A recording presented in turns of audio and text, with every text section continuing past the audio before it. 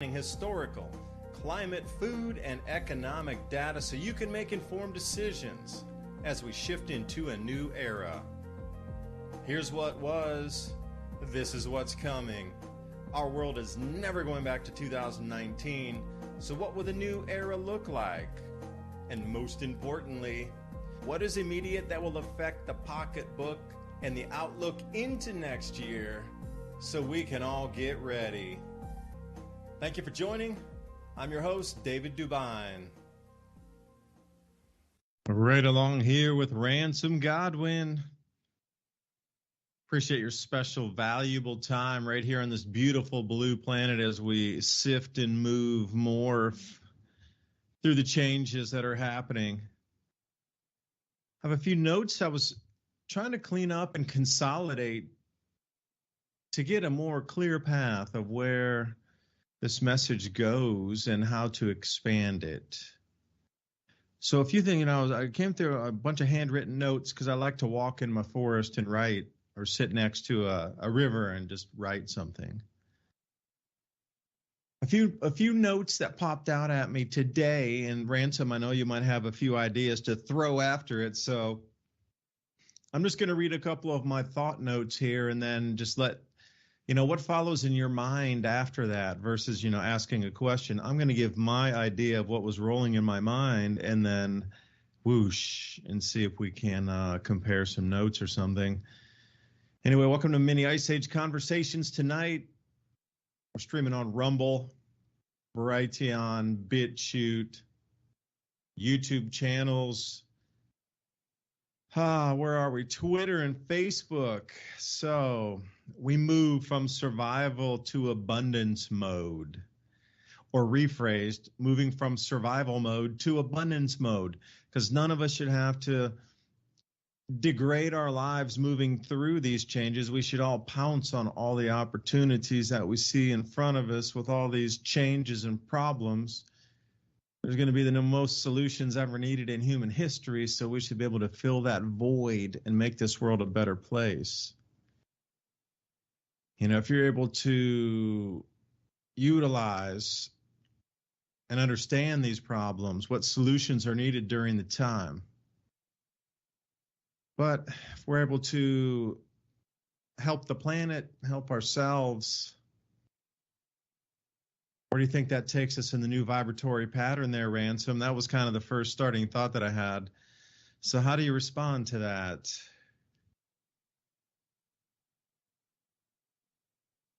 Well, things are changing a lot, but I think that, this week I've been trying to do all of the little work things that I have to get done before spring comes. And I'm realizing I'm seeing all of these people that, have large amounts of money and have the ability to have greenhouses and stuff. They're already getting started. But, like I'm going through the headlines and the signs of the times are just right in your face. Here's a good one from Zero Hedge. Dollar Tree dinners. TikTokers go viral after showing people how they can eat for $35 a week. I wouldn't myself, advocate the diet that they're talking about, but, that kind of reflects the times that we're living in, that people are starting to realize that their stomach is being affected by geopolitical events in the world right now. Here's another article, though, that I thought was very interesting, and it's not really about anything except for, kind of a trendy fad, and it talks about how people started baking bread because they were bored during the pandemic. And I'm thinking, forget being bored. If you've ever eaten bread at home, I've made lots of bread myself. Matter of fact, this article kind of just refreshed the idea in my head that I have that option. And you're into prepping and you're saving all of these ingredients. And that's the purpose, to eat real good food. And that's the benefit of having stockpiles of real ingredients. And this whole idea is great because eat like a Roman, not like the Romans that were eating gruel Yeah, because there were different times in the Roman era, but like a Roman that ate fresh bread every day from Pompeii, like that. And the idea is a great idea for everybody that's got gardening and saving stuff.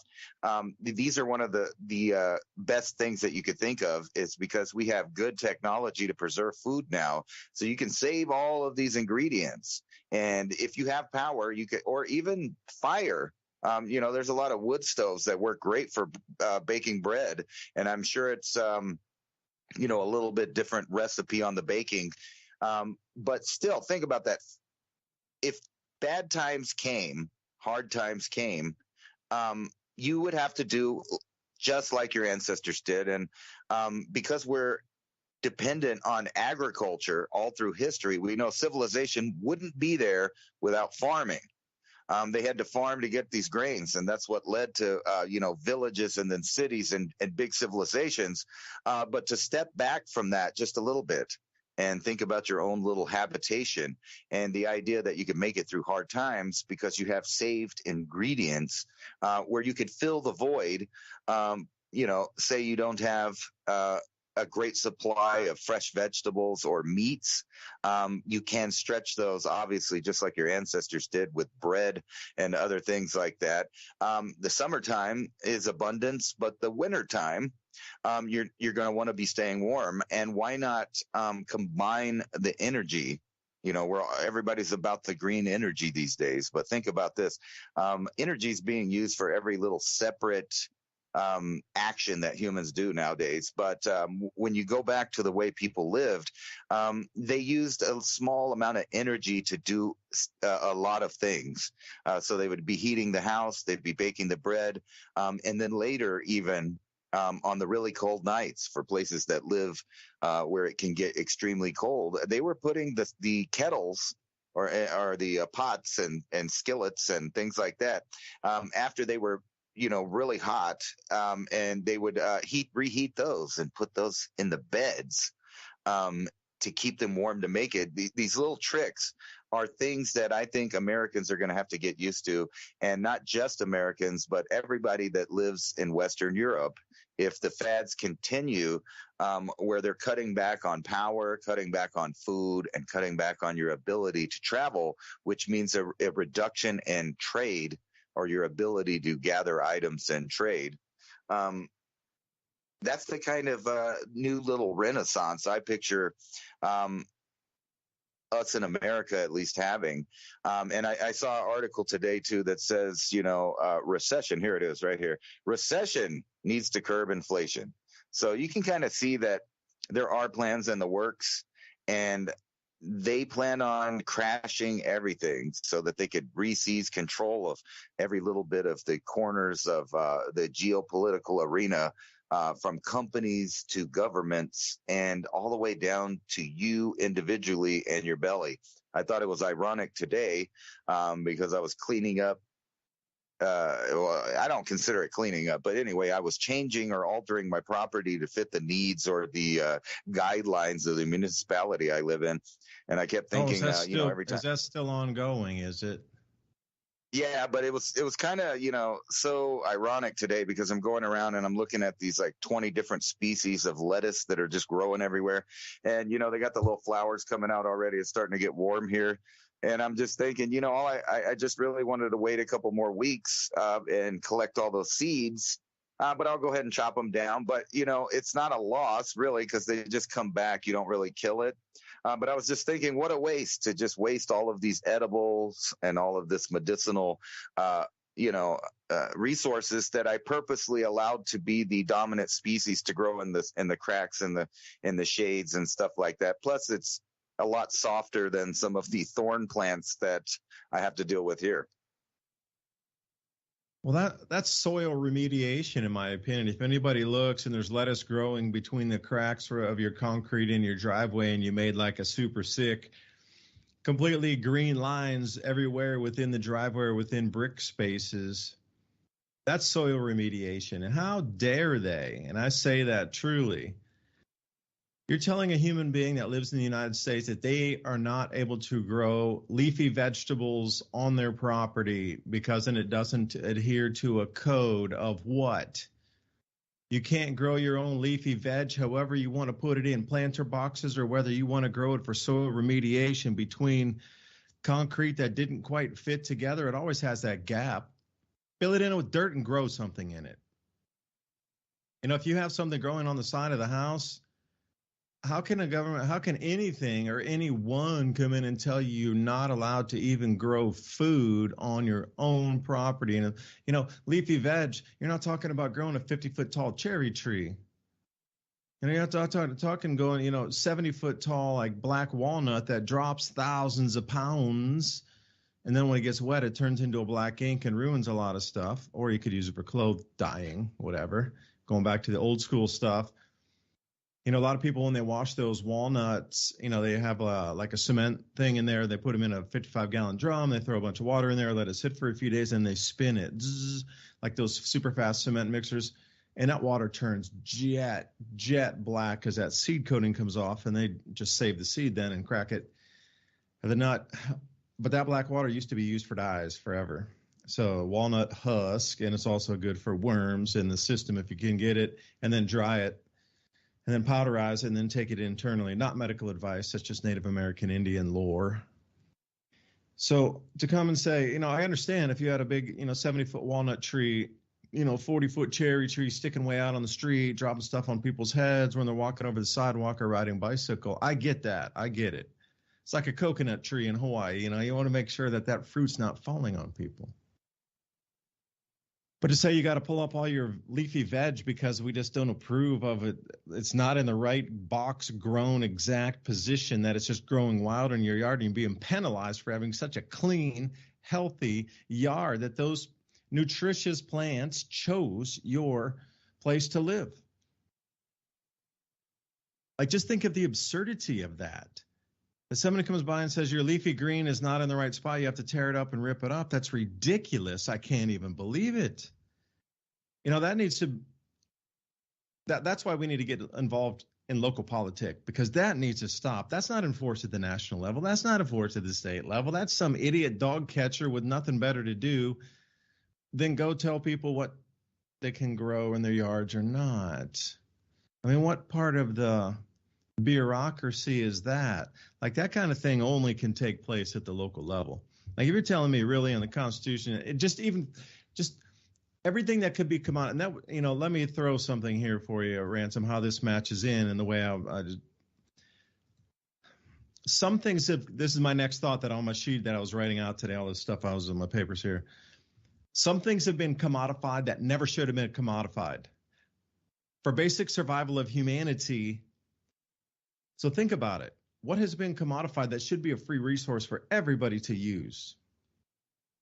And this comes right back to it. Oh, you're not allowed to grow leafy greens because it's not in a box or a specific garden that we can't see. And you got to have a trim 100% just green grass yard, and that's all you're allowed, and like one ornamental bush. Whoa. Those things grew there naturally, whatever, dude. And they're food. Like, really, if we come to the point in the United States now, forget the national level, I'm talking way down at the local level,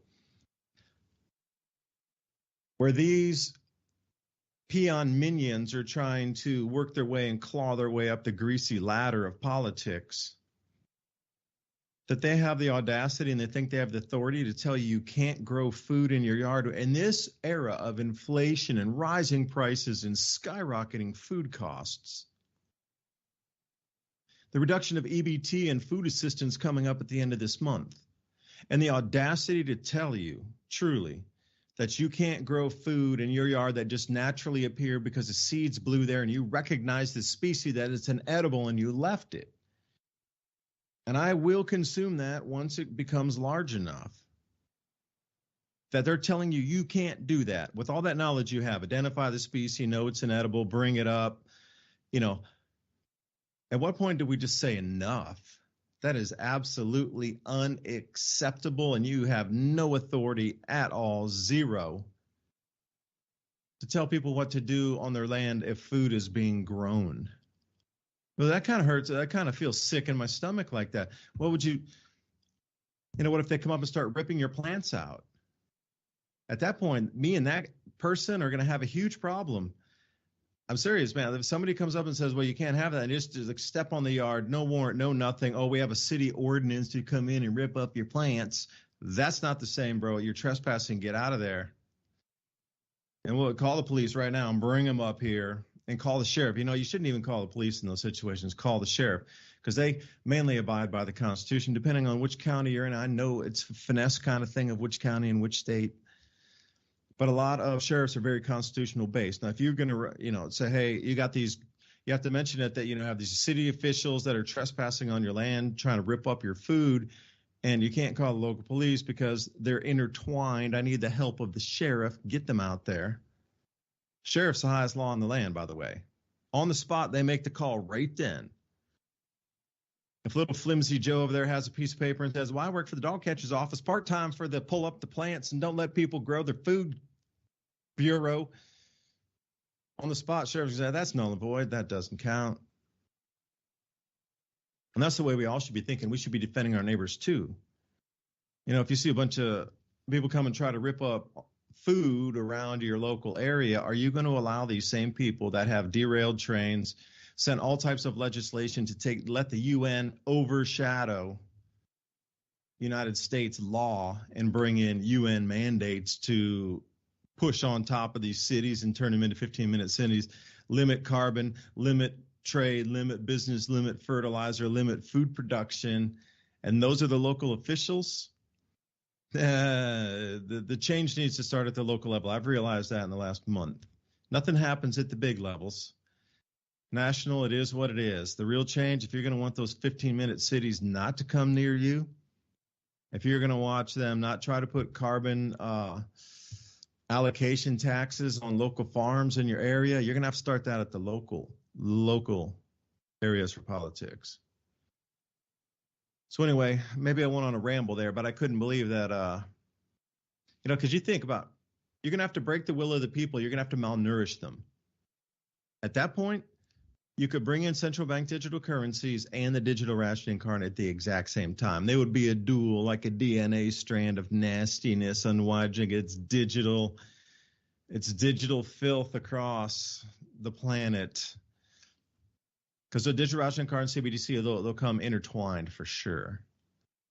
But I don't know, man. I'm feeling for you. I think that needs to be a national story myself, that you can't just come in and rip people's food up or tell them they can't grow food in this time and day and age and inflation. Impossible. You're boiling my blood, man. You're boiling my blood right now.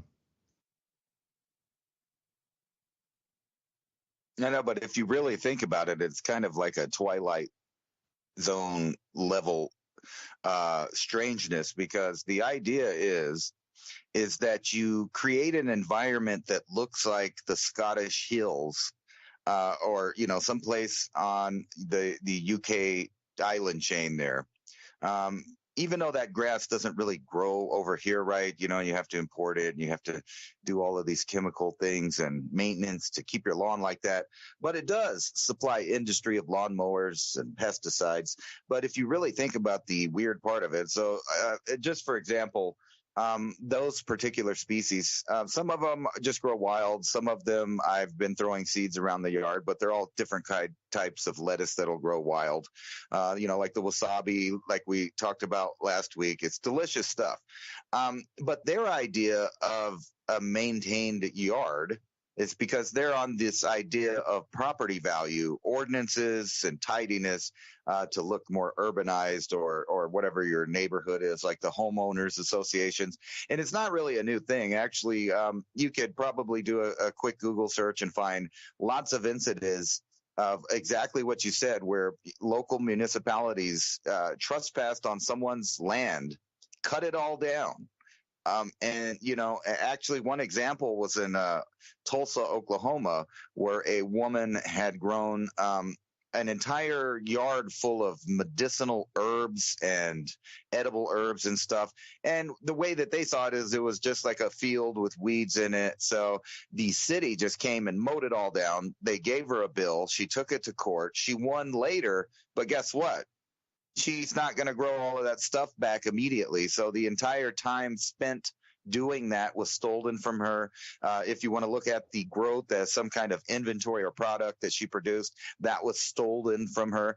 But this idea of what they want you to do, if you think about it, it's completely alien idea. What they want you to do is make a little environment that doesn't actually exist where you live, and don't let the native species grow that are edible. Instead, you want to pour glyphosate on all of those, because those are considered and classified by the municipalities and most people in passing that those are just weeds. That's a weed. That's a weed. You know, it's awful. It makes my property value goes down because the next door neighbor, because they don't realize what it is. But that is the same thing that will save people that have rural areas that grow tons of food that is unrecognizable to the general population. That exact frame of mind that's used to push people in municipalities to trim everything, grow grass, grow flowers, don't grow food. Instead of having organic soil and organic plants, they want you to pour glyphosate all over it, and then think about the people that try to garden food right next to the lawn that they put all of those, industrial fertilizers and chemicals on, and then also dump glyphosate and maybe some herbicide of different kind, and then they put pesticides on it because you don't want the bugs around your house. So think about how that is a completely alien environment from the one that we're supposed to be living in.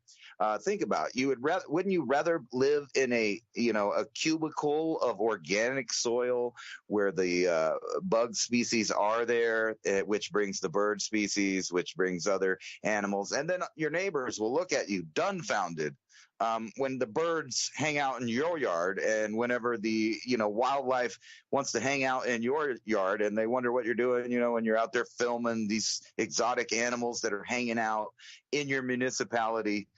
But they want the opposite. So just think about that. I just did a video on a tiger salamander that's endangered in New Mexico. And if I did what the city would have me do, which would be, cut everything down with a weed eater or a lawnmower, spray glyphosate all over everything so none of the weeds grow back, you just imagine that none of those animals would want to live there. So why is it that human beings are so content at living in a toxic environment in that way? You were raised that way. Gradualism. Because you got to, we talked about this a couple weeks ago. After the fires in East Palestine, a lot of that smoke drifted over the Amish farms. So if there is contamination, I'm just saying if. Family-friendly advertising, if there was contamination on the fields, that would affect food production, if.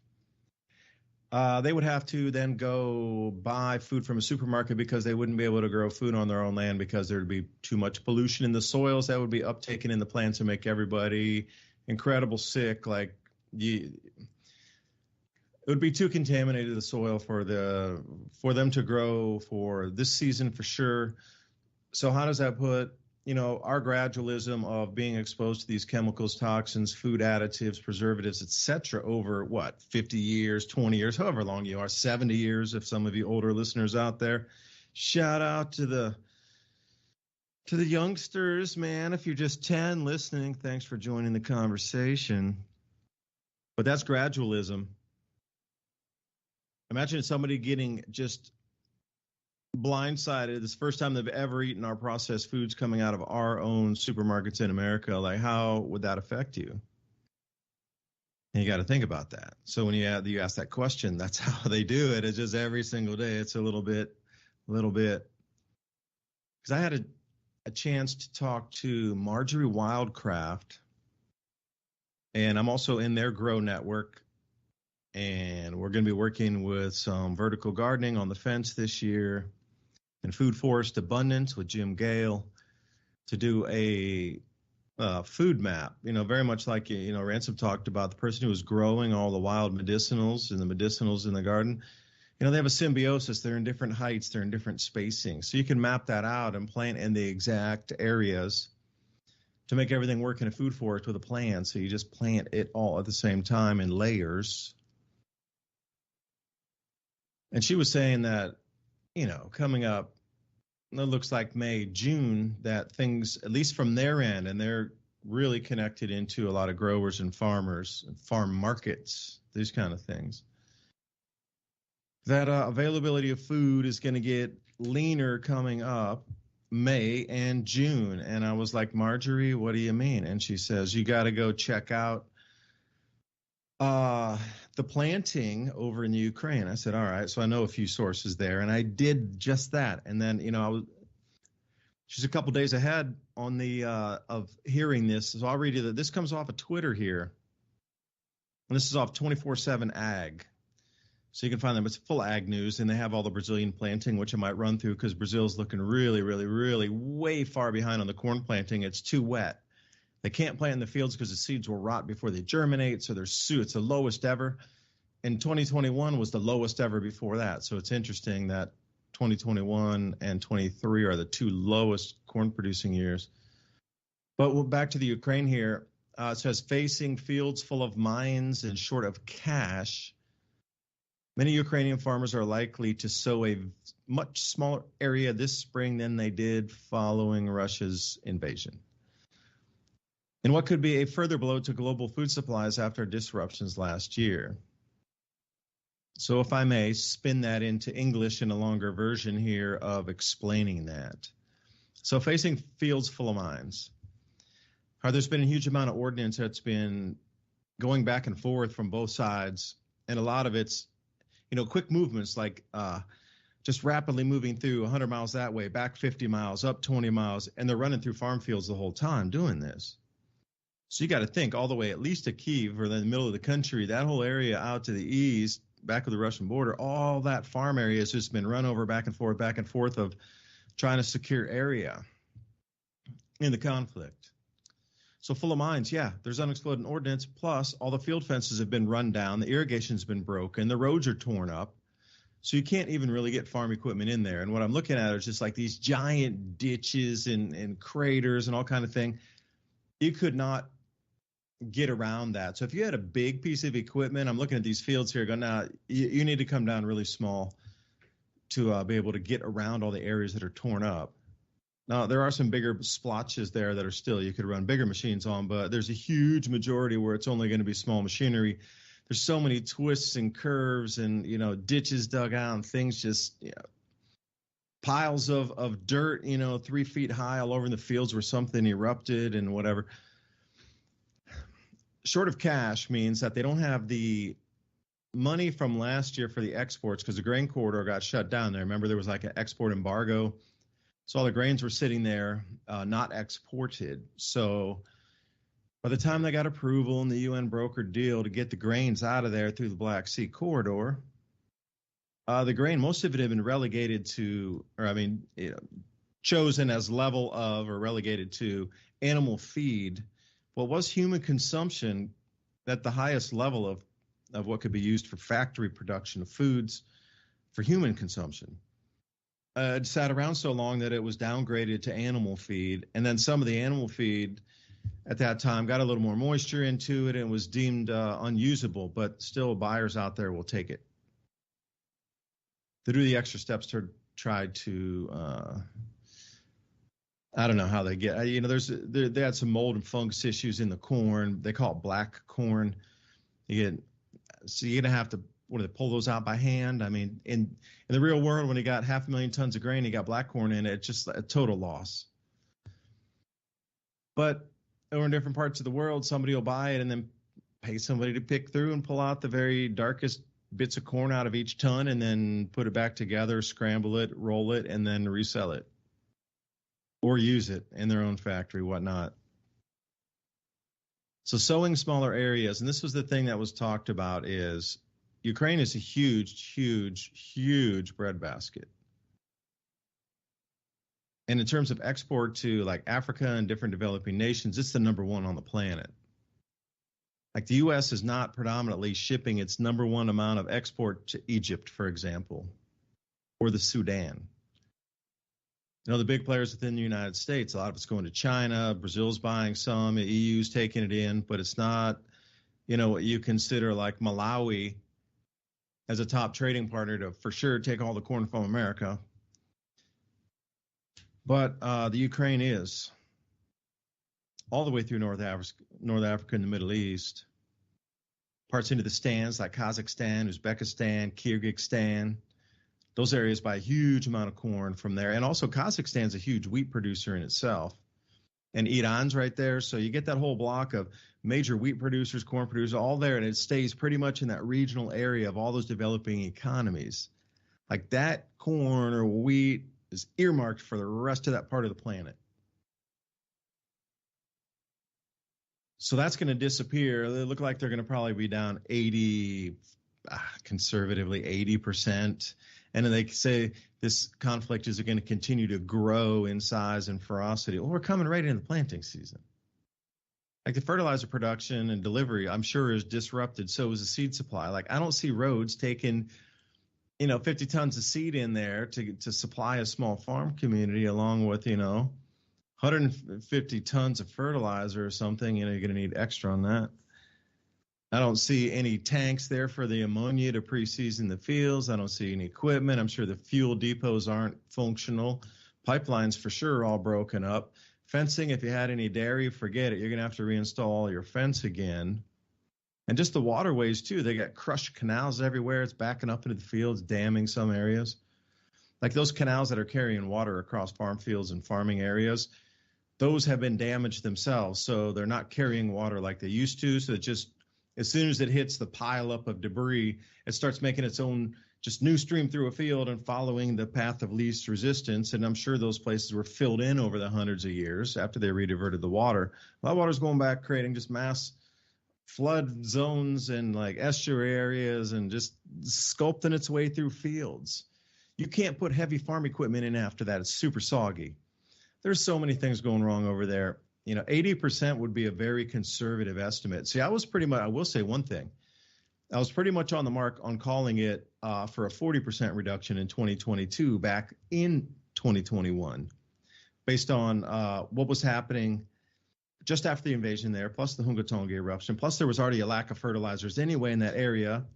And it was all sort of, you could see an easy combination of 3 or 4 factors together. Now I just see only one big factor, just one: nature and just the way the land is sculpted or destroyed, and the I'm not going to say supply chain, I'm going to say infrastructure within the area to allow agriculture to move. It's just completely disrupted there. It's going to take a couple of years to get that back, even with a massive project. Like, after this thing finishes, there are going to be trillions of dollars thrown into Ukraine for rebuilding. Even if you do that, it's still going to take a couple of years to get those farm fields and all that irrigation and everything back up and running again. Electrical infrastructure is one thing, but then you got the water and then you got the farming right after that. So, all three in tandem to rebuild it. One of the largest countries around that region, Ukraine's pretty huge. So anyway, it seems like there's a lot of problems. So, May, June, that's what I was saying, March of Wildcraft, coming into bloom season, any government, local officials that are going to try to strip your ability to grow food on your local area, that is just recipe for disaster right there. Recipe. Ransom's recipe. Dude, I'm going to follow you. I'm going to get you on the...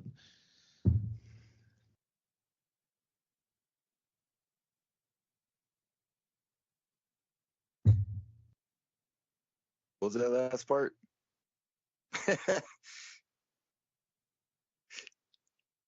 I was just thinking that. Hey, I sent you something on Skype. Take a look in there. I sent you a little video to play later that'll add into the conversation over on Skype there. Yeah. But that was it. Nothing. I was just saying, it's coming down. All these things are coming together, and these idiots are trying to tell you that you can't plant leafy green veg in your front yard. That something's got to change. We're really at that point where it's changing.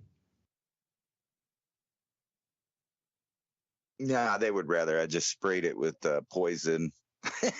I was thinking that whole time I was showing a article from Zero Hedge that was talking about the nuke plants in Ukraine there, and they keep having issues. And we talked about that last year, actually, what would happen with that.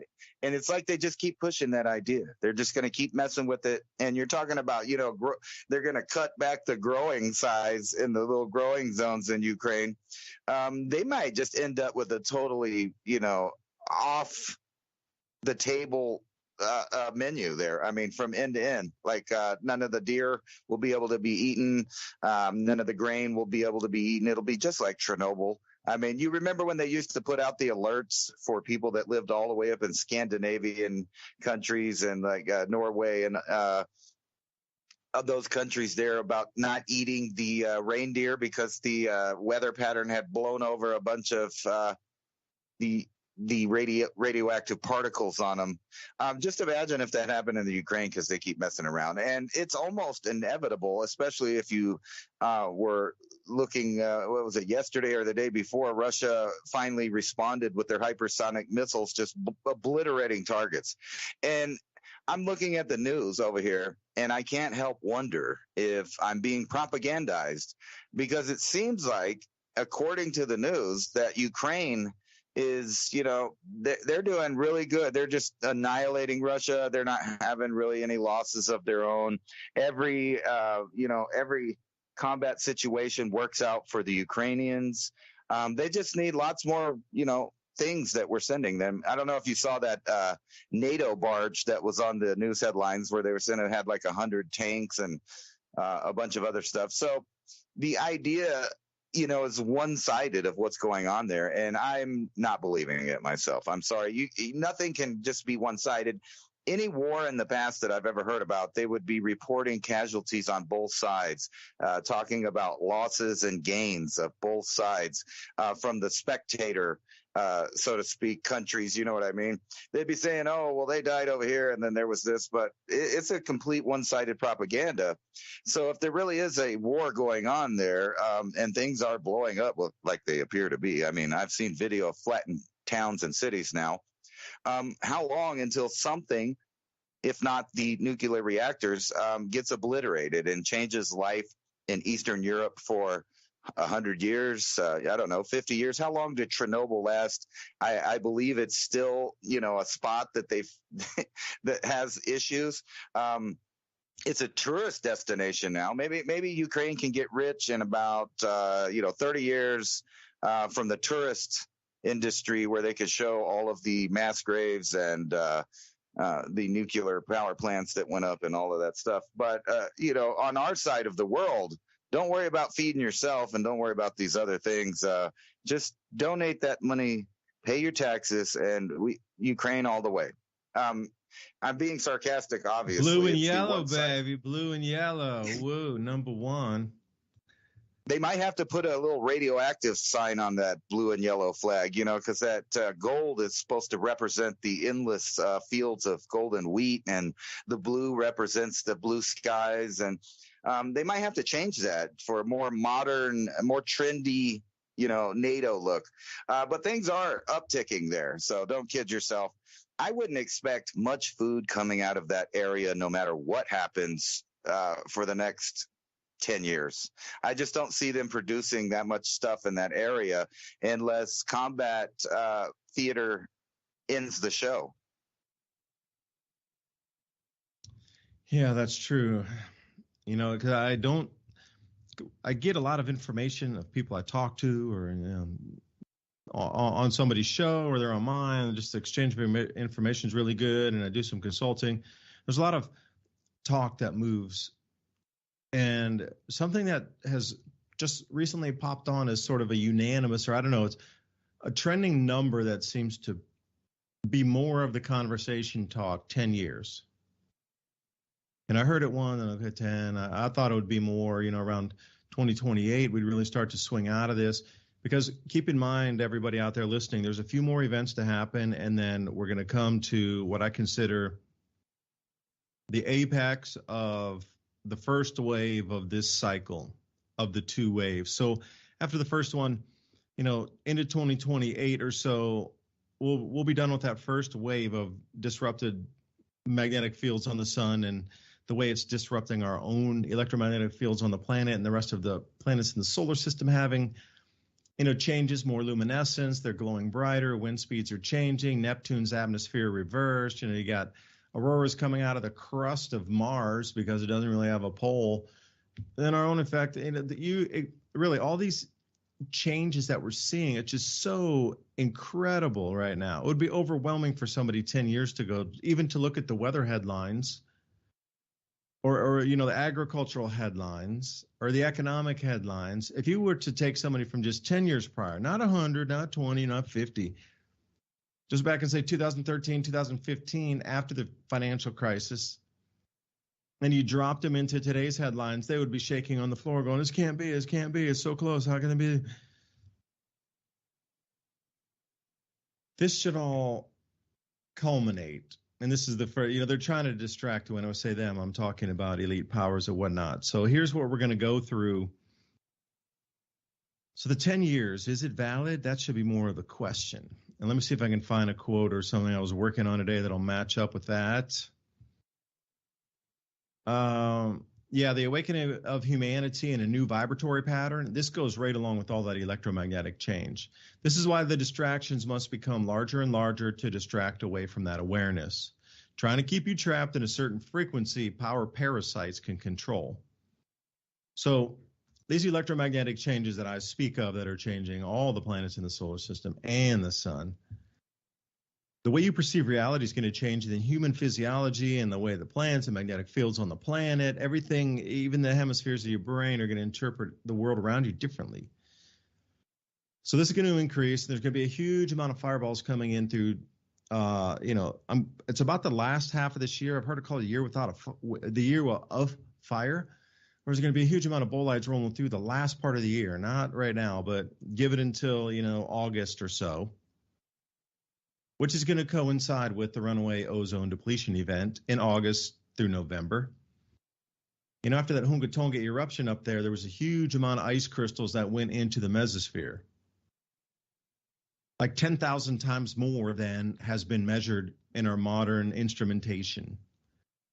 So they don't know if the Tambora eruption was caused a year without a summer in 1815, had ejected that much water vapor up there, or was it ash and sulfur dioxide getting blown in versus water, because the ice crystal surfaces are much, much larger than just a single piece of ash, if you will. Those are really fine particle size by the time they get way up there, 30, 50 miles above your head.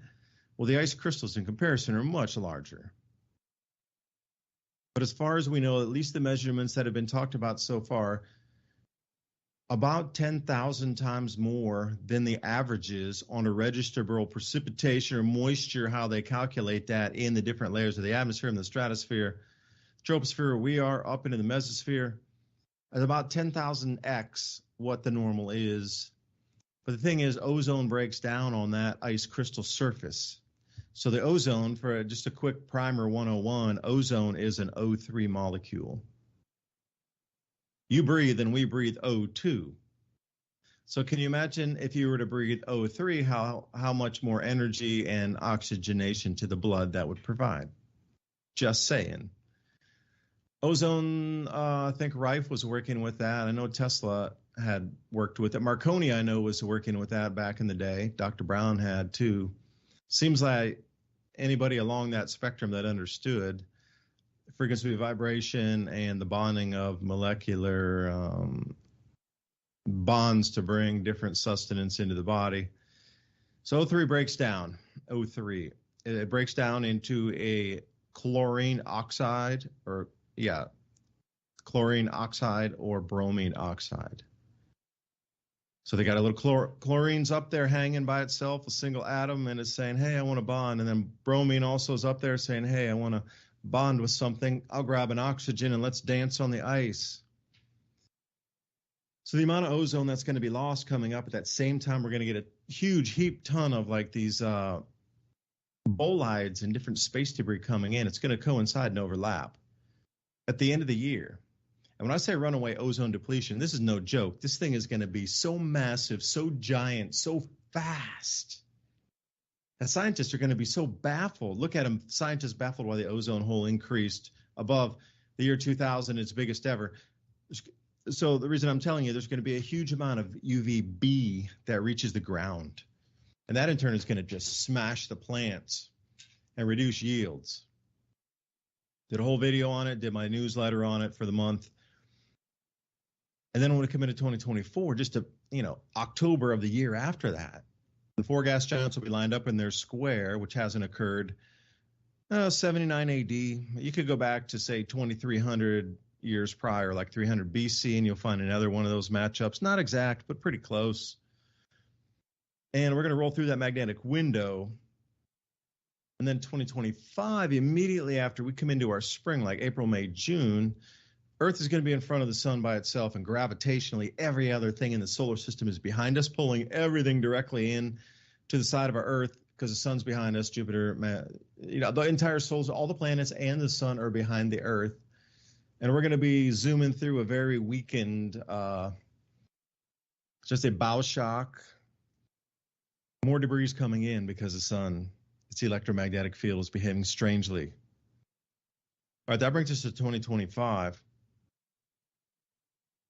So at that point, I was thinking, all right, the elite would have made their move to try to get central bank digital currencies. A lot of systems aren't going to work at that point. They're going to have a huge amount of landslides and crustal displacement, and infrastructure won't work. Railways will be ripped apart from their tracks. There'll be a huge amount of bridges pulling apart. Pipelines are going to rupture. Fiber optic cables are going to rip. It's going to be a huge amount of modern world stuff that won't work anymore because the actual crust of the Earth where it is going to move to the point that it can't withstand that force anymore. Pulling, buckling, breaking. And then what? Well, then everything has to become decentralized. Because at that point, the systems that we'd set up truly don't work any longer at all. Like none of them. And that's the whole scary thing. Like the electrical generation, unless it's in a local area going to your local place, it's not going to work. Then what kind of feedstock or what kind of input is used to generate that electricity? Because even if you're thinking it's hydroelectric, a few of those dams are going to break and crack during this time. And with nuclear, hopefully they build it strong enough.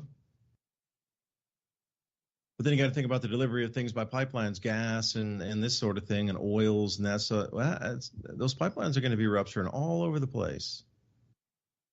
Rail, that was the greatest way to go in the day. So I thought things would revert back to like it was in the 1920s. So I found a place out here in Tennessee that had 2 rail tracks near it, and it was a boom town in the 1890s, 1910, 20. And then, as all countryside towns too, they dried up. There's no longer really even a terminal. I think it stops for freight like once a week or something.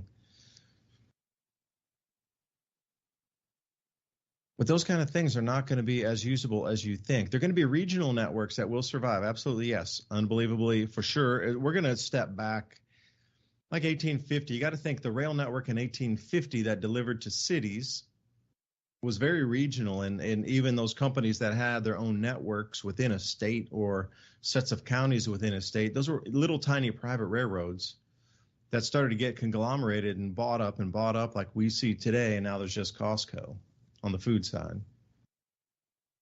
Well, if you look at today, BSNF or whatever in the rails is the same thing. Like there used to be, 1,200 railroad companies in America at one time. All regional, all small. Now those will be functional again because that's it's going to be micro infrastructure that continues to work after 2025. After all that space debris comes banging in here, magnetic fields of the sun are going to start to couple and stabilize probably around 2028. And see, that's what I said. That's the wave. It's done. So then what happens as we come back? Each year gets more successively easier to judge when the plant and the harvest dates are. Things start to stabilize again like they were, where you could really predict and count on a season being a structured season. So summer would, or I should say spring would generally start in March, April, May. And, winter would onset in October, November, December. Pretty good planned harvest dates with the right seed species. Okay, now that's being completely thrown out with different changes in atmospheric flows and whatnot. That should all stabilize. But during that time, all of us are going through this massive awakening with frequency changes coming off the same star that's over there to the left called the sun. Like that frequency of that star is changing. We're like 3 planets away from it, and the consciousness is tapping into these changes. So a lot of people feel skittish and crazy. It's just interesting how the vid overlapped with the greatest increase of that electromagnetic frequency change since 2019, 2020. So all the freaky skittishness that everybody felt when everybody was locked down and all these things happened over the last 3 years was to override the natural changes that were occurring during the same exact time of that frequency change, that if all that wasn't going on, you would have noticed it. But because all of the upheaval and all the business loss and the closures and all the freakiness and just people losing their minds with what happened, you barely noticed that the frequency changed because everybody was so distracted and so like mesmerized. The whole world changed. You felt it change. You felt the frequency change. You felt it change. But it was interfered with. There's an interference wave of the vid. That was the interference pattern to block your awareness of that frequency change. That's the level that was gone to, so you didn't see it and feel it. You felt it, but it just was interpreted in a different way. So we're coming into it again where it's going to get super intense coming up in 2024. I mean, intense. If you thought what you felt frequency-wise and like emotional-wise and just like energy in the air-wise over these last 3 years, you're going to need to multiply by like a 10 or a 20x when we come into 2024 in October. No kidding. So all these changes are happening. I'm just wondering, I don't know. I rambled too much, man. I lost my train of thought there, except it's going to be a rapid shift in consciousness, Ransom. Yeah, well, you were talking about that. I was showing an article that's talking about the Pentagon funding experiments on animals to recreate the Havana syndrome. Because, as you remember, a lot of people said they felt like, something was affecting them in some weird way, talking about getting off of your frequency. And, first they said, well, they were using directed energy weapons on them. And then later the Pentagon said, hey, wait a minute. We don't want to talk about that. So we don't believe that happened. So now they're out in the open testing directed energy on ferrets, because they can replicate the mysterious ailment suffered by U.S. personnel. So right out in the open now, but it's on animals, so it's a conspiracy theory. Right out in the open, they're talking about the exact technology that would be in effect. That's microwave energy, if anybody wants to know. So they direct that right at someone, change the way they feel. Well, they could even make them poop their pants. They could make them feel nervous. They can make them do anything. It's proven that they have technology literally that can go right to your skull and make you hear the voice of God. But all that on top of that, I saw some really cool conspiracy theorists in our chat rooms there. One of them was talking about the possibility that maybe the countries of the world are putting their arms into Ukraine for either one purpose is to control it because they think it's going to be a good grow zone or a safe zone during the ill effects of the onset of the grand solar minimum, or two, they want to destroy it so their enemies can't have those resources whenever things start shaking up. So I thought that was pretty cool. But for conspiracy theories, have you noticed in the past 20 years, I don't know about you, I live here in southern New Mexico where there used to be train tracks going all over the place. A lot of those have been decommissioned. They pulled up the wood, they pulled up the iron, they totally moved it. And then all of a sudden, during a supply, you remember last year we were talking about strikes and, stuff stuck in places that couldn't get on the railway. Now we're talking about every day on national news, another train derailment. It almost seems like there's a program to tell you that the rail system isn't dependent, to let them take control of, further supply chain. And then also they have a ready-made excuse for why things are not being delivered, because this accident, that accident, they were working on this track, that track, it's undependable. We keep having accidents. And I'd like people to Google this. There are certain groups that brag about their political affiliations and how they would derail trains, and in fact have done it in the past in Canada and Europe. I wouldn't say that the ones in the United States are because of foul play like that, but it is a weird coincidence that so many in a row. It's almost like there's a pattern. So many industrial plants, fires, food manufacturing, distribution, entities are all having industrial size accidents right now as we come into this new era. I could add another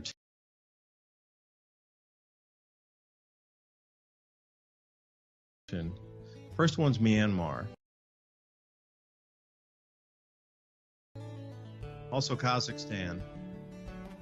And the Sahel in Africa, which we'll talk about when we come back. David DuByne right here with Ransom, Godwin. Mini Ice Age Conversations every Thursday night, 10 p.m. to midnight, Revolution Radio. We'll be right back.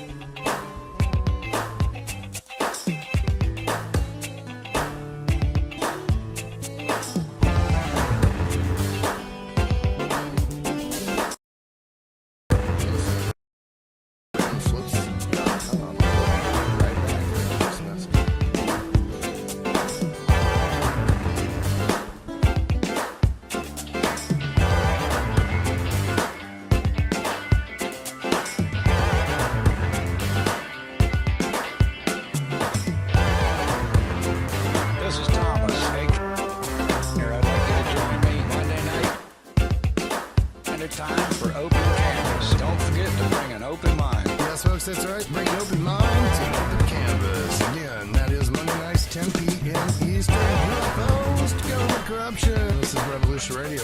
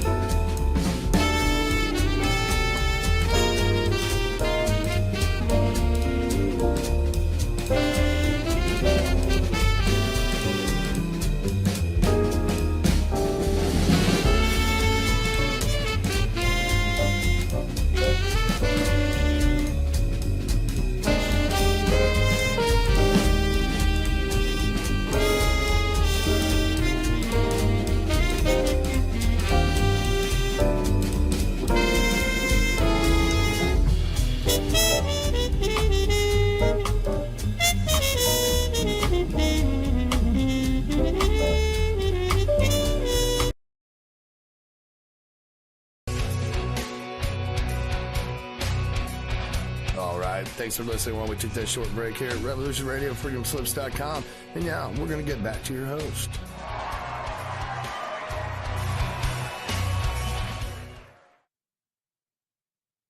And welcome back for the second hour of mini Ice Age conversations. I'm David DuByne right here along with Ransom Godwin. Please join us where we're streaming tonight over on Twitter, Adapt 2030. You can actually find all the links where we're streaming tonight on a site called libertylinks.io/solar minimum. It'll have all the direct links over to Rumble, for example, on the Adapt 2030 channel, Mountain High Time YouTube channel, Mini Ice Age Conversations podcast YouTube channel.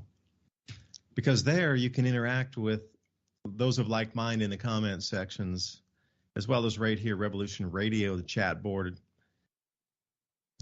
Now, imagine being able to combine all those chat boards together where everybody could interact with everybody about these same topics and subjects, those of like minds, into the gardening and solutions to grow food and try to, grow these communities moving forward. It's great to have that ability to talk and chat about this,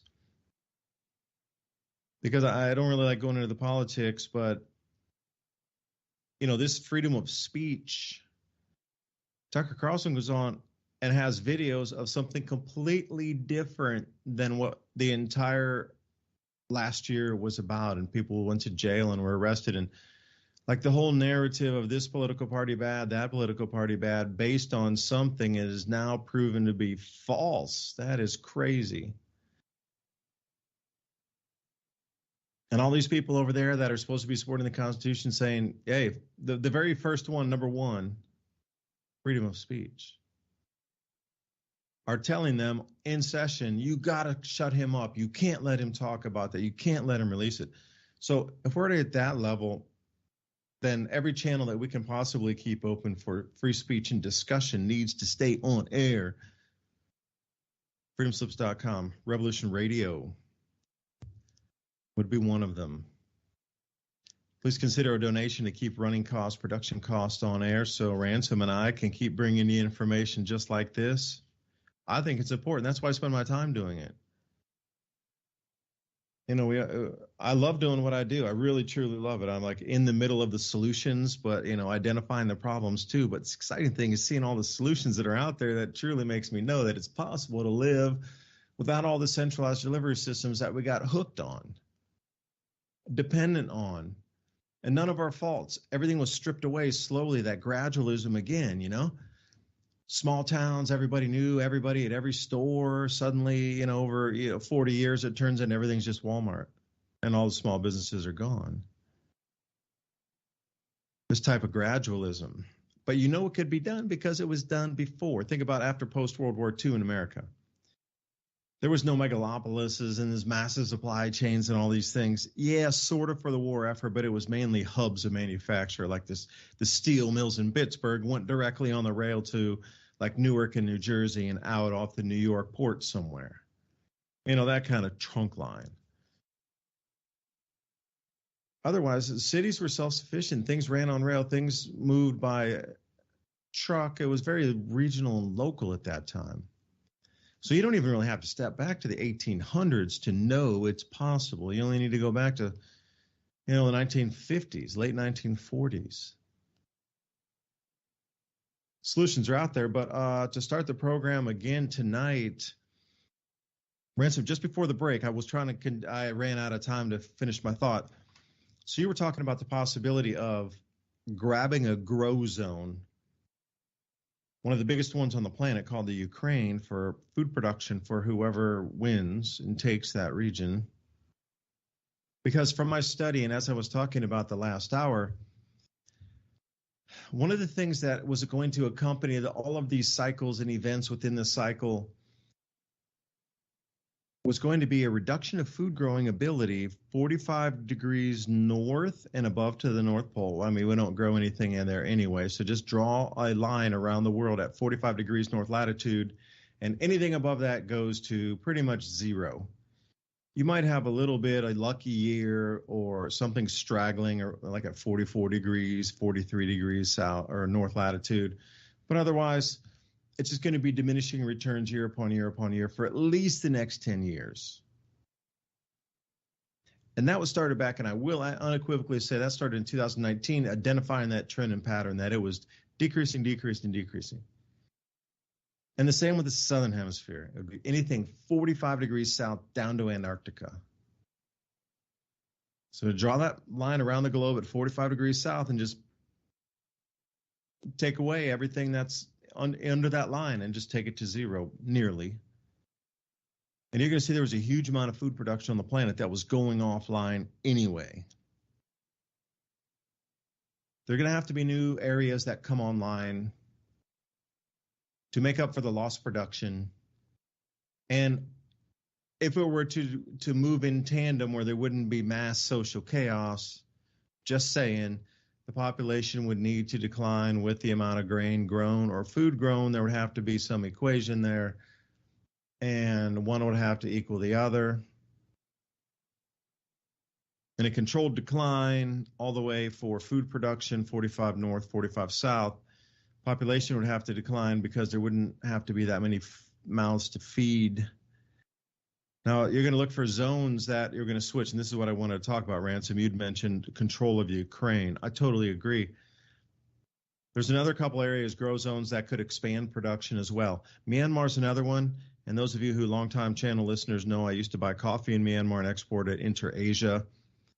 That's how I knew about the cold damage down there on the coffee crops, and that's what sent me on the quest, and the reason I sit here tonight is understanding that cycle in the 1880s of the cold damage on the coffee crops in Myanmar, otherwise known as Burma. When we were buying coffee there, they told us stories of their great-grandfathers in the 1880s having the same cold events. And I'm like, wait, it happened 100 and some years ago. Really? Okay. And then I went to the library. I got something I started to read about that time, and then there's a huge amount of documentation on when the British were there and meticulous records and all kinds of, it's a well-kept history of the place, let's say, and not written always by the victors either. There's a huge amount of population there that was no way affected by the British, and they still kept their own histories the way it was. So they could double their arable land. They're only using about half of it right now. And Laos could come on production as well, which is right up bordering that, and then northern Thailand. Laos was going to be putting in a big, huge dam up there, which would allow irrigation through that area, which was once only seasonal with the monsoons. So if you could capture a lot of that and hold it off, you could distribute the water for a longer period of time, and you could get an extra season out of it. Because it's warm enough to grow all year round, but they just didn't have the water resource because traditionally they used it in the monsoon. Everything grows in the monsoon, and then that's it. But imagine if you could double rotation crop by damming the monsoon water and then holding it and distributing it later. So Myanmar is one of those, and that whole area up there, and it's in Southeast Asia, but it used to be the Southern Silk Road that runs up through Assam in India, way East India, Assam, Arunachal Pradesh, Nagaland, that area there on the border.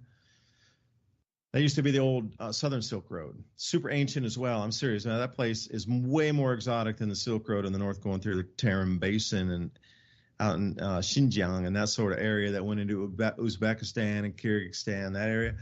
There was a whole Southern Silk Road that went south of Kunming, transited over to Mandalay over in Myanmar, and then went up to Bagan, and then over into what we know as like it got up into Bhutan if you kept going across that route. Arunachal Pradesh and Assam. That area is very underlead. There's stuff growing there, but they could hugely turn that into just most a giant breadbasket ever if you were to include all of that area there. Not being utilized right now. It could double in size. Also, the Sahel in Africa. The same principle. If they can dam the monsoon rains in, say, Laos, and then distribute those at a different time, the West African monsoon's changing, so the amount of rainfall precipitation moving inland, like Mauritania and further south, is hugely wetting the areas of what used to be the old drainage basins and estuaries of the mega lakes some 6,000 years ago in the Sahel. So that's getting wetter. So if you were to tap the Nubian sandstone aquifer and just have a second water source that you could easily and readily apply, then we have the same thing. See, it's same, but different. Speaking of Thailand, same, but different. If you're going to dam the monsoon rains and distribute them to get more water through a full grow season, an extra season, what about tapping the underground water resources? I mean, thousands and thousands and thousands of cubic kilometers of proven water resource under there. You would have the above ground water resource, below ground water resources, and the Sahel. You got to think it's super dry and hot and crazy, amazing sunlight down there. You could get a double rotation crop, some of the hardiest plants in the world, and it's actually bigger than Canada and the United States combined for the crop zones in the Sahel. So I thought I would start us off, and I know it was a ramble, so those of you who were right at the fence's edge, almost got blown off with that typhoon throw there of info. So anyway, Ransom, thanks for joining for the second hour here.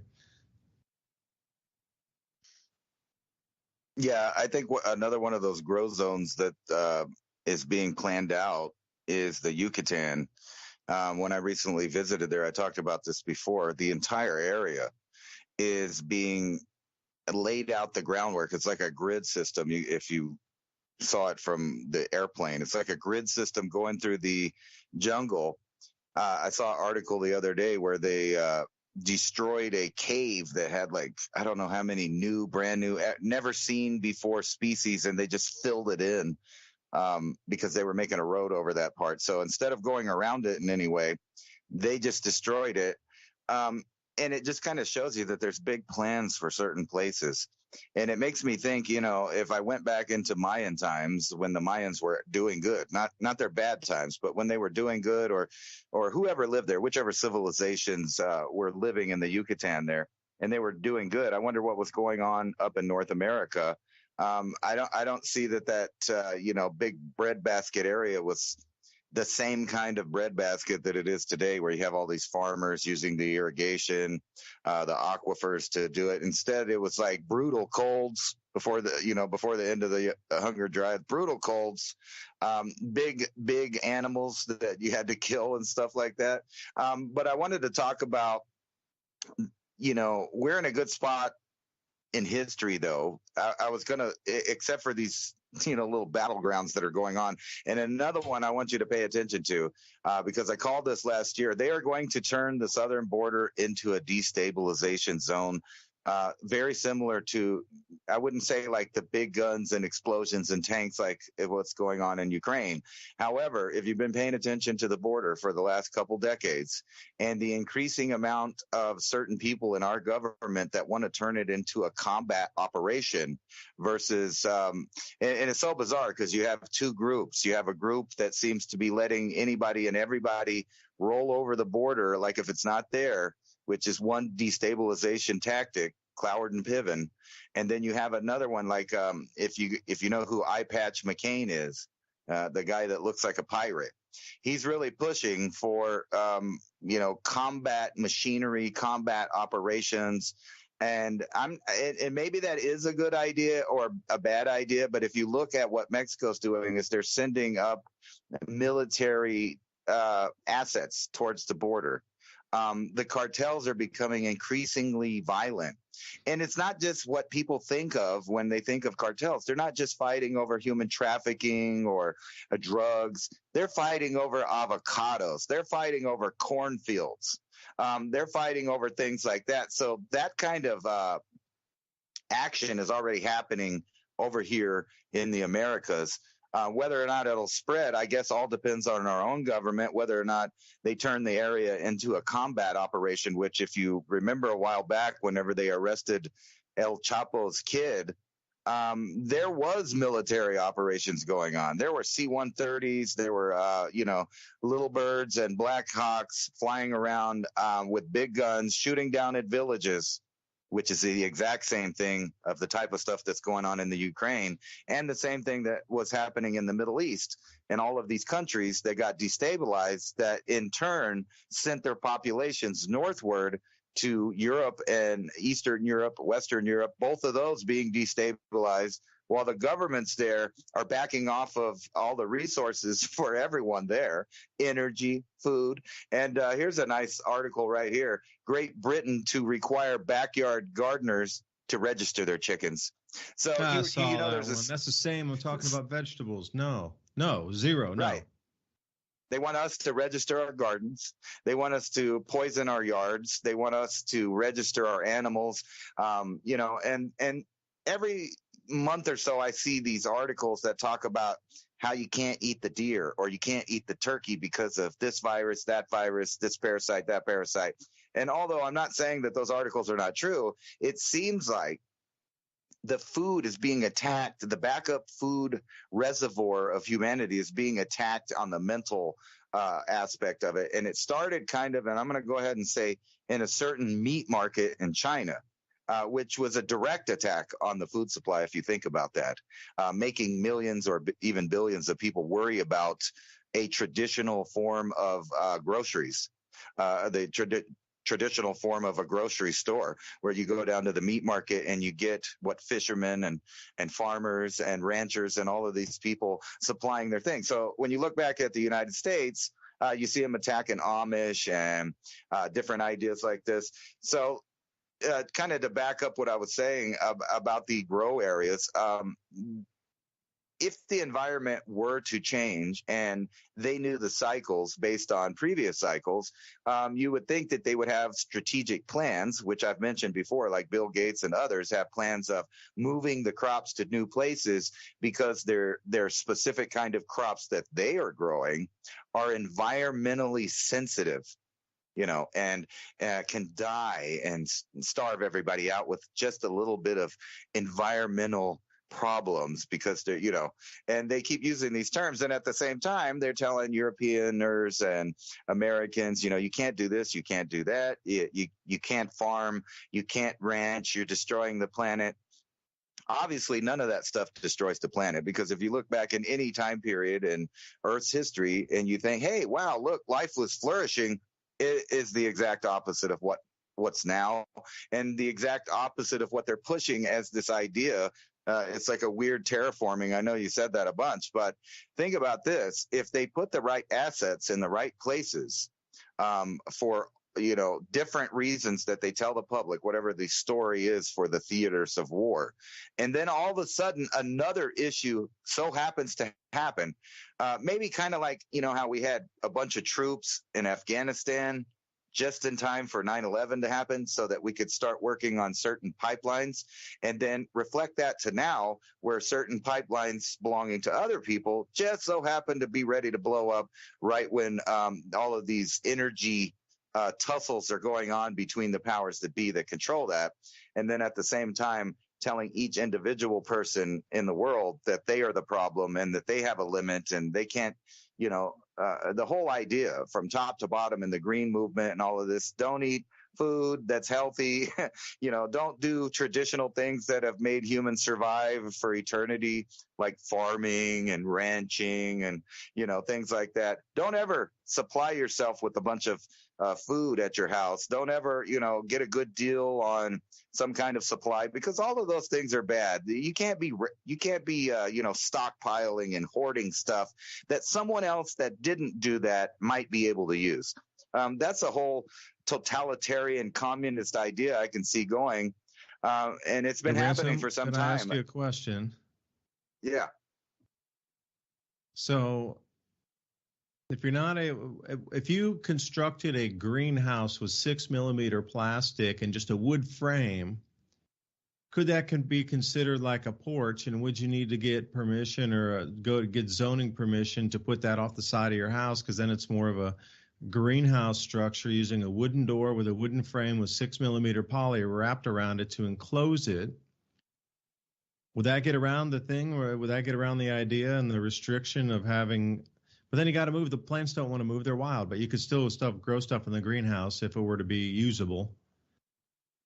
Yeah, absolutely. You could do all kinds of loopholes that get around their mandates.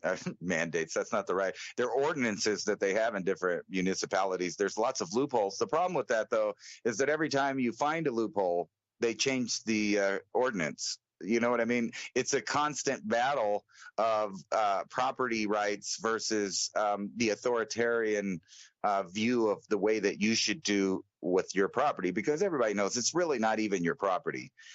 For the fact that we pay property tax, we pay rent on the property, and then on top of that, for them to be able to say, we don't like what you're doing on your property, and if you don't stop it, we'll change it, and then we'll bill you, and then we'll lien your property, and if you just so happen to be poor or you can't come up with money, guess what happens to your property? The city owns it now, and then they'll just resell it to somebody that will follow the rules. But you're right. There is loopholes that you could do. It's just when you start thinking about the idea of the masses and most of them not having a large amount of money to dispose of in that way, you realize that the ordinances and the municipalities have it in such a way that it keeps the poor and the people with money doing good. And we got to find a way around that. Obviously, if you do have money and you can do things, that's good for you. But for poor people, they would have to come up with new ways to try things. And we've always done it. And speaking of that, I was just reading an article about, non-related apes that were making tools, and it just made me think about all of the backwards ideas that humans have, where for a long time we thought we were the only conscious species that could use tools and problem solving, and now we find out that half of the animals that have been around us the whole time, like birds and other apes and different animals, have all of these characteristics, including tool use, which just means that we're not as special as we think we are, and we're more we would do better, like those other animals, to be connected to the actual natural world that we live in. I know we talked about that a lot before, but that's really the key, isn't it? Is the human's right to be on the earth and be, I guess, an organic human being and receive their sustenance from the earth without going through government, without going through any kind of authoritative source of information and rules. How do we do that? Because that's really the apex of this. And I see all of the governments doing exactly that. They're gathering their supplies. They're making rules for their enemies so that they don't do as good as they are. And everybody's stockpiling on stuff. But at the same time, you see one thing that's not being stockpiled in an area. And you have to notice that if all of the Western European countries are giving away all of their weapons, and no one's really, checking in an even way of what's going on the theater of war there, I could see a day in the not too distant future where all of these weapons are just set up to change the maps again. And I think that's actually the goal. I've been looking a lot into the governments of South Korea and Japan, and almost like I predicted, they are making new laws and treaties and stuff more in line with communist China, which tells me that there are long-term plans for the South China Sea, which would completely complete the idea of the Trilateral Commission's idea of three separate blocks on the world that form this one world government. You would have the Middle Eastern African bloc, and then you would have the Eurasian bloc, and then the Americas as its own bloc. And each one of those would be, governed from the top. And they're setting that up exactly. And I wouldn't be surprised, for their own benefit in the near future, that South Korea and Japan, I wouldn't say that they, team up with China, but that they would make some adjustments and some treaties where they're not involved in any potential conflict that seems to be headed to reality with Taiwan. I just don't see China, after all this time, giving in to Taiwan. And judging from what the United States is doing and their views on stuff, I don't think we would do anything about it. And I think it's been planned for a long time. That's why when Obama was in office, they removed the fleet out of the Taiwan Strait there that had been there since the 50s. That was a good indication that all of this was going to be happening. So we're going to have three, in my opinion, in the near future, you're going to have three major combat zones going on, one around the Americas, the Mexican-American border, and one in Western and Eastern Europe there in the center, more like. And then you'll have another one in the South China Sea. And then let's see who can get their groceries on time, especially with all of these added bonus benefits of events that have been happening, like manufacturing of food and, the rail lines and the power plants and all of these things seemingly falling apart all at the same time. It just almost seems like there might be some kind of pattern to that. Yeah, you brought me on to a bit of study from the afternoon. I was looking to try to weave together a bit of ancient history, because I found some lithographs with the Roman Colosseum, buried 30 feet in mud on one side. But then I stumbled into Nikola Tesla earthquake machine, 1896. Now, how does this dovetail with what you're talking about? Free energy. Using the Earth's magnetic field to generate power instead of using water for hydro or splitting atoms, quote unquote, to do the nuclear or burn something to create a spinning rod that does, you could spin the same rod with the Earth's magnetic field. You just have to put magnets on two plates and have them push away from each other. I mean, something at that rudimentary level of usage and understanding, magnets push away from each other if they're oppositely oriented. So make a whole disk of them, offset them at an angle. 36 degrees to 37.5 degrees is a good one. Do the sacred numerology, 36. It's always been throughout antiquity. There's a lot of, the golden ratios and mathematical vortice principles built into these numbers. So would not the electromechanics of the planet itself and the electromagnetic field use the same principles encoded as myth, encoded as religion, so you would know that the the divine workings themselves are encoded in the number that's encoded in your religion? So 36 would be one of those numbers. So if you're going to tilt your magnets to make the opposite disk spin, start with 36 degrees first. Anyway, I think I ramble sometimes. All right, 1896. Tesla was working on an oscillations that could be used for energy transfer. And he's talking about Earth's magnetic field here. The idea was to create an oscillator and to create various frequencies that would pulse at a certain rate. And that pulse rate would be the generator for an electrical device. In 1897, the device was ready, and in 1898, took him 2 years. Remember, 1896, he started working with this oscillation invention. 1898 was ready. He started using it in his New York hotel room, 48 East Houston Street, and the entire building started to shake as if an earthquake was going on. People called the police. They called the fire department. Where's the machine now? I mean, imagine if you would improve on that and then you could take it into space. An oscillation or a wave, it can be transmitted long distance or short distance, both okay. But think about the possibility of everything you just spoke about, Ransom. How would that have changed if free power was around?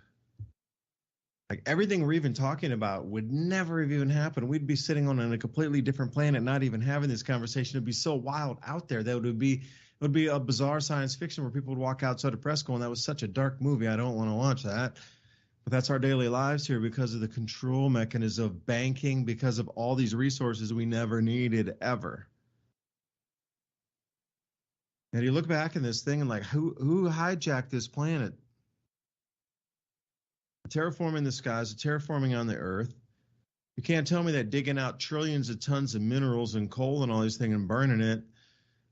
Forget about the pollution, not talking about CO2. I'm just strictly talking about using all the rubbers that needed to be manufactured. All the forests disrupted to put the rubber plantations and then the palm oil plantations. Hell, half of Indonesia stripped into plantations now. Single monocrop. Rubber in Myanmar too. I went to a couple rubber tree farms. That's just for the tires. And then all the cars that have all these tires.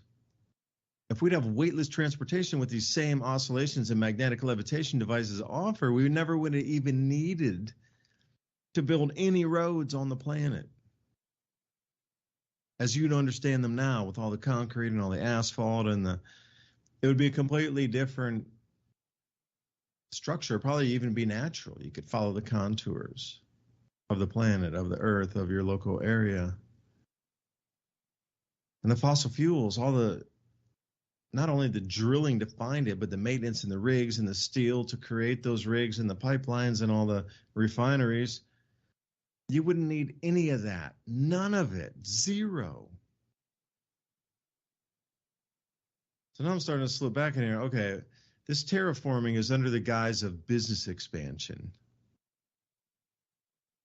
Because you can't tell me ripping down half of Indonesia's native rainforest, which everybody was quibbling about. Oh, you're going to step on the moth. How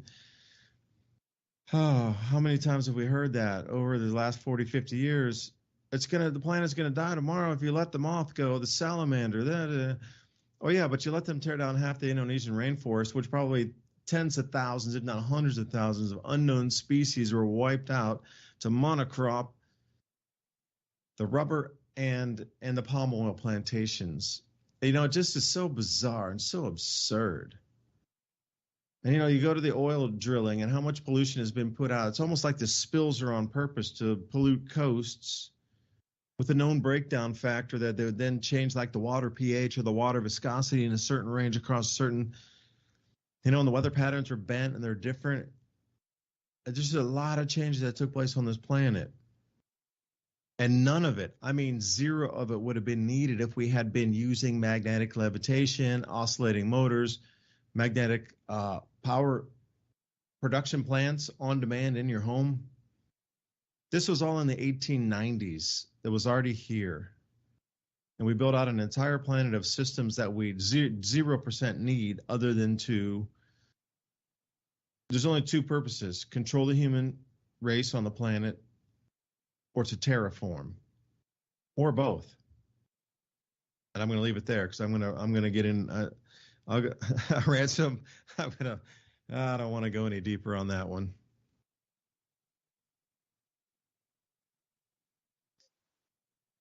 That makes me think. I forgot the guy's name, but about 3,500 years ago, an inventor made a little copper device that was basically just a ball with two stems on it.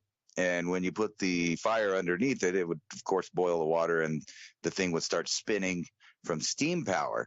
And it always made me think about, did he know what he invented at the time? Because what he invented was a steam engine that all you had to do is put a shaft on, some gears. The possibilities are endless.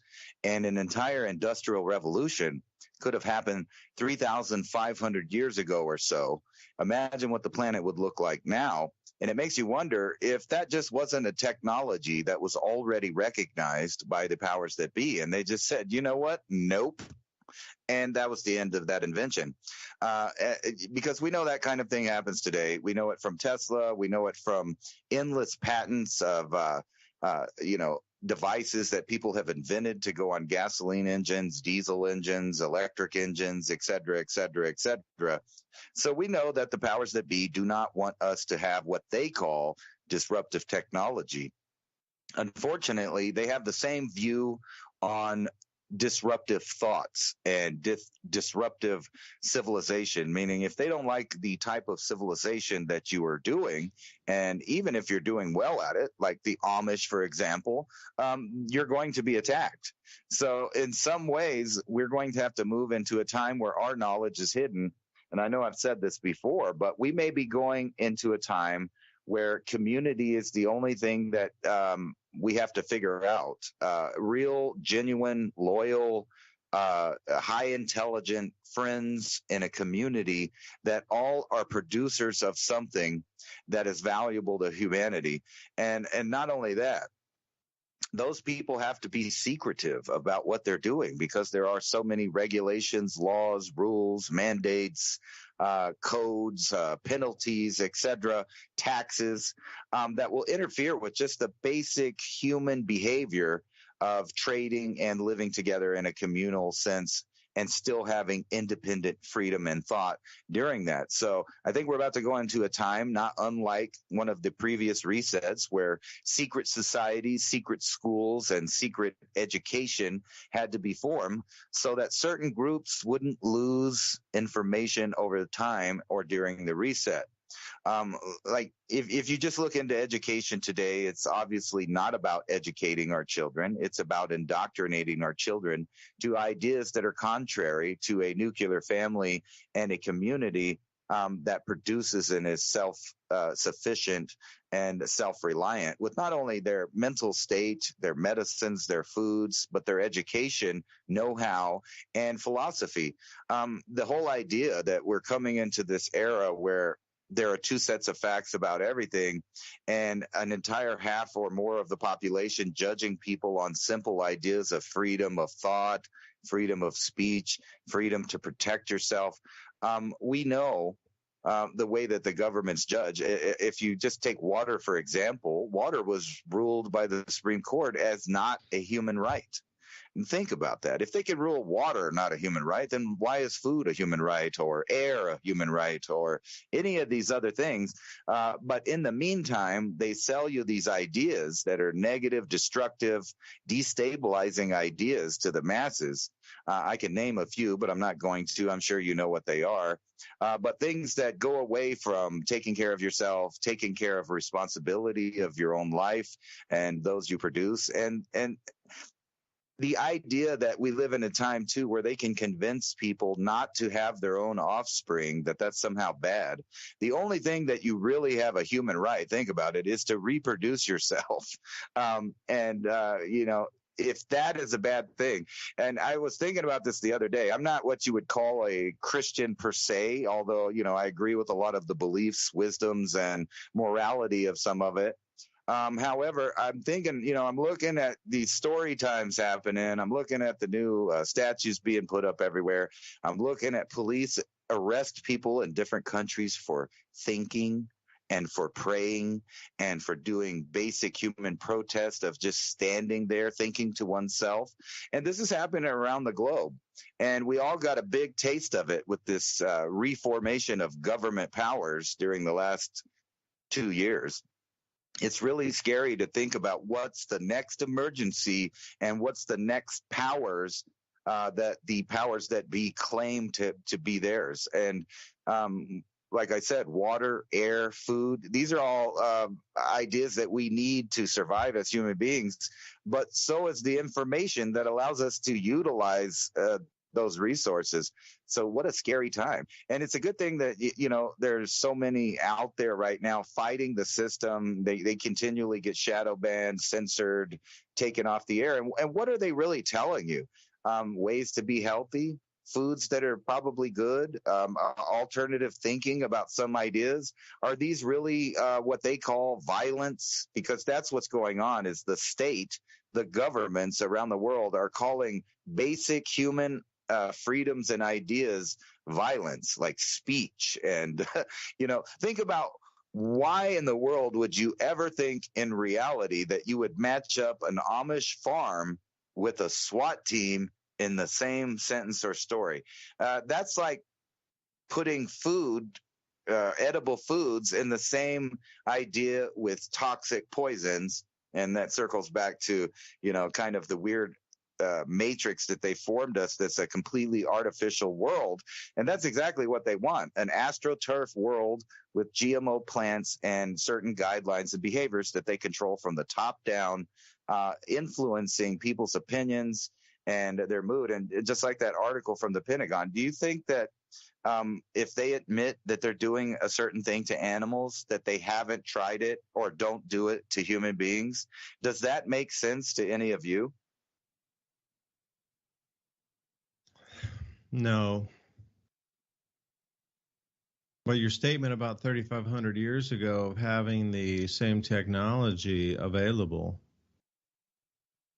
perhaps it was, and then, we've had global liquefaction events between then and now, and a lot of that has just, after each reset, and now I'm talking about global liquefaction event resets where so much is damaged of the top 2 miles of the crust moving around during these electromagnetic events. It's not like the entire planet's going to go into an earthquake 10 thing at the same time, like that Day After Tomorrow movie. Nothing like that. There's the top mile. Let's even the top mile of the crust of the planet behaves differently and moves and morphs and slips and slides and cracks and rifts and sinkholes because of the electromagnetic changes of our planet. We're really talking like the thin veneer of like polyurethane on top of a cue ball kind of thickness. That's it. So when you said 3,500 years ago, maybe I just put in 3,500, I put in 2,500 BC, and then 3,500 years ago, as you were talking on here, just I use DuckDuckGo for my search engine. And the world, it pops up time maps, world in 2,500 BC. Now, the reason I was asking or even bringing this point up is, what do we even know about that history time period of the planet anyway? Nothing except like the Middle East. Oh, it's Egypt. Oh, it's South Asia. It might be the Indus Valley, something. That's it. That's it. You got the Sphinx, you got the pyramids, nothing else. Bye-bye. Maybe the Great Wall. Okay, that's it. History's sealed. We know every microsecond of time. How dare you? So the world in 2,500 BC, 3,500 years ago. The little dot here, I'll click on the United States. I should say North America, excuse me. Oh, it goes all the way to South America. All right. So anything in North America and the very, very, very tip of South America and a little bit over there into Iceland and Greenland. So what they have listed 3,500 years ago, for those of you, hunter-gatherers roamed near the Great Lakes. Hunter-gatherers also were in the Midwest grow belts, as we understand them now, where all the wheat is grown across the central, from Colorado down to Texas. The proto-farmer exists around Texas. Still got the hunter-gatherers all through the Rocky Mountains. Subarctic hunter-gatherers. In the mid to northern latitudes of Canada, and then you got the Arctic hunters / Arctic hunter-gatherers. And then you had the I made the boo-boo. It's 2,000 years old. And that's all they really give us about. And they put all of Central America, they just have farmers. So the last 3,000 years, I'm laughing at the absurdity of the labeling of this. You're telling me there's copper, there's possibility of having at least air compression like they did in the 1700s. A lot of people were using compressed air. Even now, pneumatics are just hugely huge. And some of the same possibilities with the Greeks existed to at least spin something with thermal action. And we sat here as hunter-gatherers across entire North America, all the way down to South America. That's it. And that was it at 3,500 years ago. Nothing in North America. That's a vast, vast, huge, gigantic area. And I'm even afraid to go into Europe. Yeah, it's still all hunter-gatherers, hunter-gatherer peoples. See, this is interesting. Hunter-gatherer peoples. Indo-European speaking horse nomads is coming from. Oh, you mean Genghis Khan? Okay, they're coming that direction. Bronze Age farmers. Well, that's right along the Black Sea there. Oh, there's a huge amount of ruins under the Black Sea, by the way, if you can hold your breath and get down 40 feet. What else do we have? Southern European farmers, Berber farmers and herders, Atlantic farmers and herders. Okay. So, it's so murky, the past is what I'm trying to get at here. The past is so murky. But there are some things that are left in time, like a collapse of a period of time. So that same time period brought me over here to the Hittites. Now, I know the Hittites from 5,000 years prior. Been to Petra and Jordan, understood their trade routes, how they controlled everything across that area of Jordan, all the way up into Turkey and other parts further south. 3,500 years ago, they sack all these cities at the same time that they were trading partners with prior for 1,500 years. They'd been trading partners with these same cities, and then suddenly one day, 3,500 years ago, they wake up and decide to go and attack all their trading partners at the same time and take all their resources. Okay. I don't understand that one. And then the same 3,000 years ago, the mysterious Sea People's civilization was wiped out by World War Zero. 3,000 to 3,500 years ago, the Luwians, and I'll spell that. It's the first time I've ever seen this one. Luwian. Luwian. They were in a fierce battle with the Mycenaean kings at Troy. Oh, and then we come back into the legend again. But see, this is how murky it gets back at that time. But the last entry here, Ransom, this pops up too. The first use of aspirin and a concise summary using the roots of the willow tree 3,500 years ago to present, which I think is interesting. So all these things, that was like kind of some of the leftover tech or some of the leftover knowledge that just got brought forward. Willow trees is kind of the no-brainer. You got to have a willow tree if you have wet on your property. And, yeah, you got tea. It only take one leaf of a willow, fresh new leaf. It's like picking the edges of like any tea plant you've seen before, but it's really super bitter. So only use one leaf or one leaf end to make your tea. Anyway, I'll leave it there. I'm kind of babbling again, man. It's getting that time of the night, I think. That's all right. I misspoke. It's 2,000 years old. It's called the Hero Machine here. And it's still 2,000 years ago, 30 to 20 BCE, 2,000 years ago. It's the basic core of a steam jet engine. They could have had the Industrial Revolution. And then you go back 100 years before that, and you got the Antikythera mechanism, which was, supposedly 150 or so years before that. And that's a completely complex mathematical computer that's built with. So I'm looking at these two devices. And so what I said seems to be pretty legit. Think about it. You got this steam powered thing right here. All you have to do is add a shaft and some gears. And we know that they had the gears because here's this mechanism right here with all these finely cut gears on it. So we have absolutely no idea what kind of technology was even 2,000 years ago, because the powers that be, or, events just happened to make it not come to our time. But if they had it then, why couldn't they have it before then? 1,000 years before then, 2,000 years before then? We know that some of these fine cut stones from the megalithic sites from Egypt to Peru to other places seem to have been built with ancient technology that we don't know of. We've never found it. We haven't found the saw blades, the power tools, none of that. But it sure does look like that they had at least some kind of high technology. Maybe it wasn't electric. Maybe it was piezoelectric. I mean, I don't know. But obviously they had the parts back then. And then that circles back to that idea about these guys 300,000 years ago. They're not even humans. They're not ancestors of humans, but they were using tools. They were busting up rocks. They were making axes. So the idea that it once, twice, 3 times, 4 times, how many times in the ancient past has human beings had epiphanies and built technology and then been reset, either because the powers that be didn't want them to have the power, or just some kind of giant cataclysm, like at the end of the Hunger Dryas, where most likely the entire planet was bombarded with tsunamis, ash, rain, floods. The whole place was a bad time. But yet, here we are. Here we are again. We survived that. We survived whatever happened to the Neanderthals because we could either genetically, or we figured out how to behave in a certain way that led to our survival. So even if they reset things back to the Stone Age now, I've said this before, we're in a better time than any of these other groups of humans, as far as I know, because we can still accumulate knowledge right now to help us move through the next era. And not only that, we can teach it to our children, and maybe they will teach it to their grandchildren.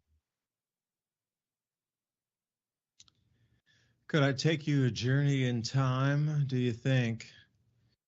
Because everybody out here listening tonight, I want to move through the time. Okay, we go back 3,500 years. It's very murky. But what happened? He's talking about the Younger Dryas is the Hunger Dryas. They're both the same. You have to realize that global temperatures plunged some 20 degrees Fahrenheit during that time in a matter of just less than years, like 3 to 4 years after that, even faster. at the bottom of the cooling, think about your average temperature dropping 20 degrees Fahrenheit all year round and how much cooler it would be everywhere, and the ground wouldn't warm up. Like you would lose agriculture. But what preceded that? So that was about 12,500 years ago, let's say. So what was prior to that? Because the Earth was coming out of the Ice Age naturally at that time anyway. So let's say 17,000 years ago, 18,000 years ago. Earth starts coming out of the Ice Age, just on a cycle. Whatever triggered the onset of the glaciation was now turned off, and suddenly we're coming into a warm period at that time. So what, your opinion, if I say 17 or 18,000 years ago, you're right. You're talking about saber-toothed tigers. But what happened to that same map-making culture that the Piri Reis map sets came from prior to 12,500 years ago? Like there was a society there able to map out the world's oceans and land continents to scale to understand longitude and latitude before 12,500 years ago. Because those source maps that made their way down to Piri Reis that had copied them from supposedly the Library of Alexandria, they got the information from elsewhere to elsewhere to elsewhere. You can't tell me you traced out the entire Southern Ocean some 400 years before they found all these land masses down there that were already on the maps that this gentleman, Piri Reis, was actually an admiral, and gentleman. So let's go back in time. 18,000 years ago, you got 20,000 years ago, you're going to Alaska. 21,000 years ago, you're in France. There's cave paintings, there's deers, there's celestial systems on the walls, there are cave paintings. Okay. Where does it jump back to, supposedly, and stay with me, Atlantis, which was 30,000 years ago? So it's almost like you're looking at two different societies existing, the super high-tech society and cave painters and that sort of agrarian society. Maybe that's what they'll label us as modern farmers who just split off and the new system goes transhuman on the left, and then we stay out here in the farms, and then, 30,000 years later, they're going to go, those were the people who lived in caves. I'm like, I didn't live in a cave, dude. I got a light bulb. I didn't live in a cave. But I couldn't defend myself 30,000 years from now. So history writes the way it writes. But the thing about that, coming into the glaciation, and I've probably said this till I'm blue in the face, when the Earth entered the glaciation approximately, 105,000, 100,000, 103,000 years ago, somewhere in that range, it was traumatic for those people as well. They entered the glaciation time. Now, 25,000 years after that, somewhere around 80,000 years before present, the climate stabilized completely all the way until about 18,000 years ago. So you think what we've done so far in, quote unquote, 8,000, I'll even give you 10,000 years of warm time. Our climate's been pretty stable for that 10,000 years. Now you're talking about the same stable climate for 70,000 years. So whatever occurred back then will be at least double of what we've gone, double plus some. If we got 10 years, 70,000 years, 7x, a 2x, a 3x, whatever, it's sure not going to be way less than we are now. Something was going on way back then, and remnants of it survived. And what we have are the remnants. And a lot of the true history of how to generate power and on this planet, I don't know, Ransom, am I making sense on that, or have I just kind of zoned out for the evening back into time with the saber-toothed tigers and the cave painters? No, I think we could paint a picture that even stretches back a little further than that.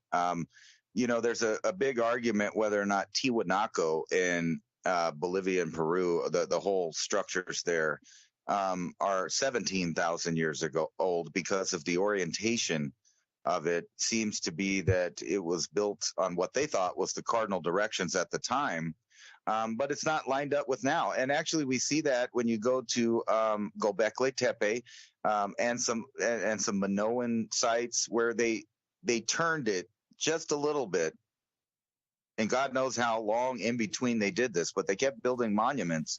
And we even see this in the west of the United States, in Idaho, in a recently discovered area where these giant earthworks and geoglyphs are all over the area there, and they're turned just a little bit. And just to think about this, I know 23,000 years ago, right here where I live, there were people running around with giant sloth. Are you telling me they didn't have maps? Are you telling me they didn't have technology? Come on now. And good night to the sloth lovers across the planet. Thank you for spending your valuable time with us here at Mini Ice Age Conversations. David DuByne signing off, and I'll